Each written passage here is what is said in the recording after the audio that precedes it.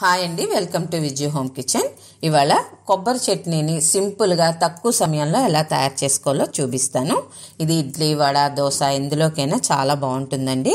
ఇప్పుడు దీనికోసం స్టవ్ వెలిగించి కళాయి పెట్టుకొని అందులో 2 టేబుల్ స్పూన్స్ ఆయిల్ వేసుకోండి. ఆయిల్ కొంచెం హీట్ అయ్యాక ఒక 5 పచ్చిమిరపకాయలు ఇలా తుంచి వేసుకోవాలి. పాలంగా వేసుకుంటే పేలుతాయండి. ఇప్పుడు ఫ్లేమ్ కూడా మీడియంలో ఉంచుకొని కొంచెం మగ్గినాక ఒక 8 వెల్లుల్లి రెమ్మల్ని పొట్టు తీసి వేసుకోండి. ఈ వెల్లుల్లి రుమ్ములు కూడా కొంచెం మగ్గినాక పొట్నాల పప్పుని యాడ్ చేసుకుందాం. ఏ కప్పుతో అయితే మనం కొబ్బరి తీసుకుంటున్నామో ఆ కప్పుతో పావు కప్పు వేసుకుంటే సరిపోతుందండి.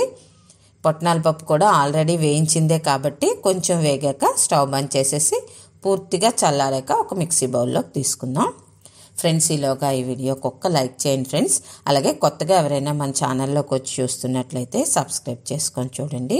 మీరు అలా చూడడం వల్ల ఈ వీడియో ఇంకొంచెం మందికి ప్రమోట్ అవుతుంది. ఇప్పుడు కొబ్బరిని యాడ్ చేసుకుందాం. ఈ కప్పుతో కొబ్బరి తీసుకున్నాం కదండి, దీనికి పావు కప్పు పొట్నాల పప్పు, 1 టేబుల్ స్పూన్ జీరా, అలాగే కొంచెం చింతపండు వేసామా లేదా అన్నట్టు వేసుకోండి. అలాగే రుచికి సరిపడా సాల్ట్ని యాడ్ చేసుకోండి. గ్రైండ్ చేసే ముందు కొంచెం వాటర్ వేసుకొని గ్రైండ్ చేసుకోండి. చేసుకున్నాక కొంచెం ముద్దగా అయినాక కొంచెం వాటర్ వేసుకుంటూ క్రీమీ స్ట్రక్చర్ వచ్చేంత వరకు గ్రైండ్ చేసుకోవాలి.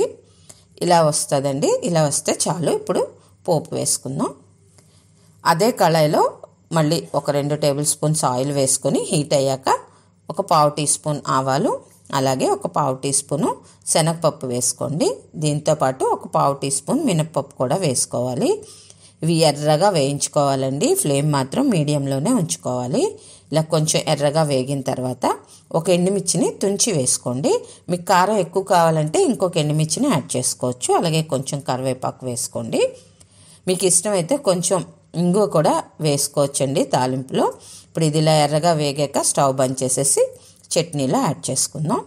ఫ్రెండ్స్, మీకు నచ్చినట్లయితే లైక్ చేయండి. అలాగే మీ ఫ్రెండ్స్కి, రిలేటివ్స్కి షేర్ చేయండి. కొత్తగా ఎవరైనా మన ఛానల్లోకి వచ్చి చూస్తున్నట్లయితే సబ్స్క్రైబ్ చేసుకోండి. Thank you for watching.